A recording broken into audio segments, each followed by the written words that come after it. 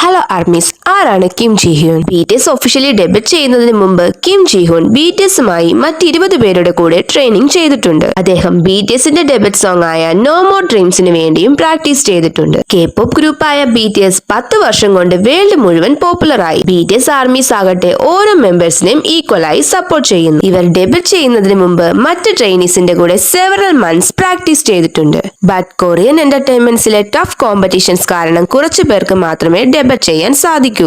Idols ആകണമെന്നുള്ള അവരുടെ dreams fulfil ചെയ്യാൻ വളരെ കുറച്ചു പേർക്ക് മാത്രമേ സാധിക്കൂ. അതുപോലെ ഒരാളാണ് കിം ജി ഹ്യൂൻ. പക്ഷേ ഡെബ്യൂട്ട് ചെയ്യുന്നതിന് മുമ്പേ ഗ്രൂപ്പിൽ നിന്നും ലീവ് ചെയ്യേണ്ടി വന്നു.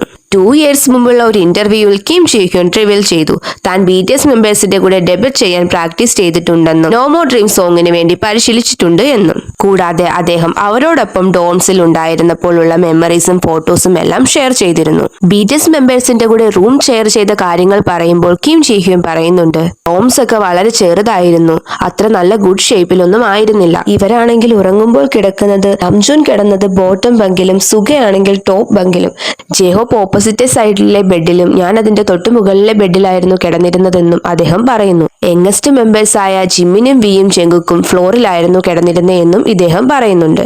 എങ്ങനെയാണ് ജി ഹ്യൂൻ ഗ്രൂപ്പിൽ നിന്ന് എക്സിറ്റ് ആയത്? ഡെബ്യൂട്ട് ചെയ്യുന്നതിന് തൊട്ടു മുമ്പ് ഗ്രൂപ്പ് വിടാൻ മാനേജ്മെന്റ് തന്നോട് ആവശ്യപ്പെട്ടതായി അദ്ദേഹം വെളിപ്പെടുത്തി. മറ്റൊരുപാട് കഴിവുകളുള്ള വേറെ ട്രെയിനേഴ്സ് ഉണ്ടായിരുന്നു. മാനേജ്മെന്റ് ജിഹ്യൂനുമായി ഒരു മീറ്റിംഗ് നടത്തിയിട്ട് ഗ്രൂപ്പിൽ നിന്ന് ലീവ് ആകാൻ പറയുകയായിരുന്നു. ജിഹ്യൂൻ ഈ ഇന്റർവ്യൂവിൽ പറയുന്നുണ്ട്, ഞാൻ ഇതിനുവേണ്ടി ഒരുപാട് ഹാർഡ് വർക്ക് ചെയ്തിട്ടുണ്ട്, ദിവസവും പ്രാക്ടീസ് ചെയ്തിട്ടുണ്ട്, മാക്സിമം സമയവും ഞാൻ ജിമ്മിലായിരുന്നു സ്പെൻഡ് ചെയ്തിരുന്നത്. ഇത്രയൊക്കെ ഹാർഡ് വർക്ക് ചെയ്തിട്ടും എന്തുകൊണ്ടാണ് എന്റെ ഡ്രീം ഫുൾഫിൽ ചെയ്യാൻ പറ്റാത്തത് എന്ന് എനിക്കറിയില്ല. ഗ്രൂപ്പിൽ നിന്ന് ലെഫ്റ്റ് ആകാൻ പറഞ്ഞപ്പോൾ ഉണ്ടായ എക്സ്പീരിയൻസിനെ കുറിച്ചും അദ്ദേഹം പറയുന്നുണ്ട്. ഗ്രൂപ്പിൽ ഡെബ്യൂട്ട് ചെയ്യാൻ പറ്റാത്തതിന് സ്വയം എന്നെ തന്നെ കുറ്റപ്പെടുത്തുമ്പോഴാണ് ഫോൺ കോൾ വന്നത്. എന്നെ ഗ്രൂപ്പിൽ നിന്ന് ഒഴിവാക്കിയെന്ന് കേട്ട് എന്റെ അമ്മ ഫെയിന്റ് ആയി വീണു. ആഫ്റ്റർ BTSന് ശേഷം അദ്ദേഹത്തിന്റെ ലൈഫ് എങ്ങനെയാണ്?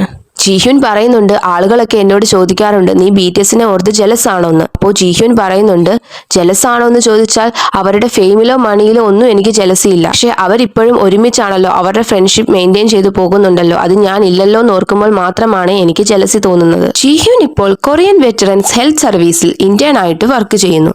അദ്ദേഹം പറയുന്നുണ്ട്, ഞാനിവിടെ സൈലന്റ് ആയി ഓഫീസിൽ ജോലി ചെയ്യുകയാണ്, എന്നാലും എന്റെ ജീവിതത്തിൽ നിന്ന് ഞാൻ ആഗ്രഹിക്കുന്നത് ഇതല്ലെന്ന് എനിക്ക് തോന്നുന്നു. ഫേമസ് ആകാനുള്ള എന്റെ ആഗ്രഹം എനിക്ക് ഇപ്പോഴും ഉപേക്ഷിക്കാൻ കഴിയില്ല. നമുക്കറിയാം, ജിഹ്യൂനെ പോലെ ഒരുപാട് ആളുകൾ കാണും സ്വന്തം സ്വപ്നങ്ങൾ ഉപേക്ഷിച്ച് ഐഡൽ ആകാൻ കഴിയാത്തവർ.